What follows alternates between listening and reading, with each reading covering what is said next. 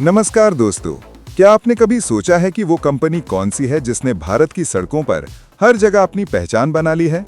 Truck से लेकर luxury car तक हर जगह सिर्फ एक नाम दिखता है, टाटा मोटर्स। आज हम बात करेंगे उस महान व्यक्ति की जिसने इस कंपनी की नींव रखी, जेआरडी टाटा। एक ऐसा इंसान जिसने भारत को इंडस्ट्रियल ताकत बना दिया। जेआरडी टाटा का पूरा नाम था जहांगीर रतनजी दादाभाई टाटा। उनका जन्म 29 जुलाई 1904 को फ्रांस की राजधानी पेरिस में हुआ था। उनके पिता रतनजी टाटा और माता सुजैन ब्रियर थीं, जो फ्रेंच थीं। बचपन से ही जेआरडी को पढ़ाई और टेक्नोलॉजी में गहरी रुचि थी। उन्होंने अपनी शिक्षा फ्रांस और इंग्लैंड में ली, फिर भारत लौट आए, जहां उनका नाम आगे चल के भारत के सबसे बड़े बिजनेस लीडर के रूप में जाना गया। दोस्तों, बहुत कम लोग जानते हैं कि जेआरडी टाटा भारत के पहले लाइसेंस प्राप्त पायलट थे। साल था 1932 जब उन्होंने टाटा एयर सर्विसेज की शुरुआत की, जो आगे चल के एयर इंडिया बनी। ये वो दौर था जब भारत में हवाई यात्रा एक सपना थी, लेकिन जेआरडी टाटा ने उस सपने को पंख दे दिए। साल 1945 में जेआरडी टाटा ने एक नई कंपनी शुरू की।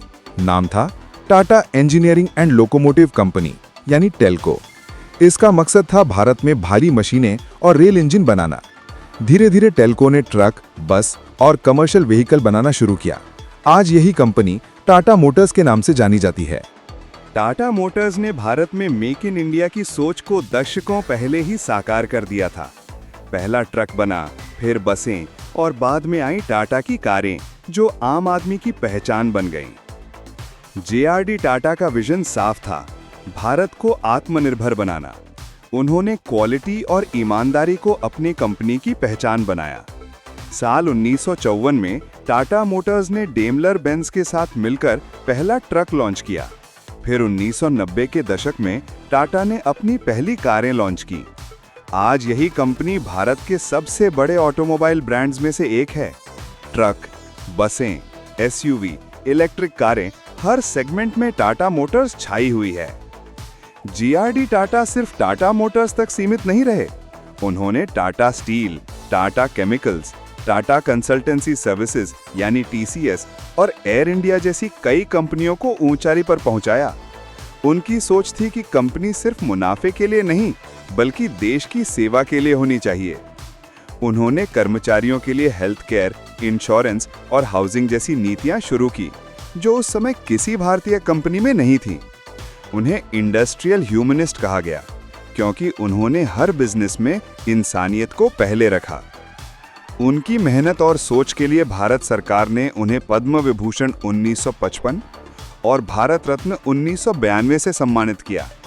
ये सम्मान इस बात का प्रतीक था कि जेआरडी टाटा सिर्फ एक बिजनेस टाइकून नहीं, बल्कि एक सच्चे राष्ट्र निर्माता थे।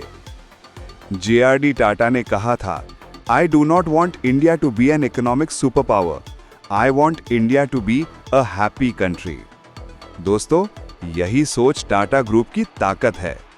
ईगो नहीं, एथिक्स, प्रॉफिट नहीं, प्रोग्रेस, यही थी जेआरडी टाटा की असली पहचान। तो अगर आप भी कुछ बड़ा करना चाहते हैं, तो सिर्फ सफलता नहीं, समाज की भलाई को भी अपने सपने का हिस्सा बनाइए, क्योंकि यही है असली टाटा स्पिरिट। अगर आपको ये कहानी पसंद आई हो तो वीडियो को लाइक करें, चैनल को सब्सक्राइब करें और कमेंट में लिखें आप अगली कहानी किस कंपनी या व्यक्ति पर देखना चाहेंगे।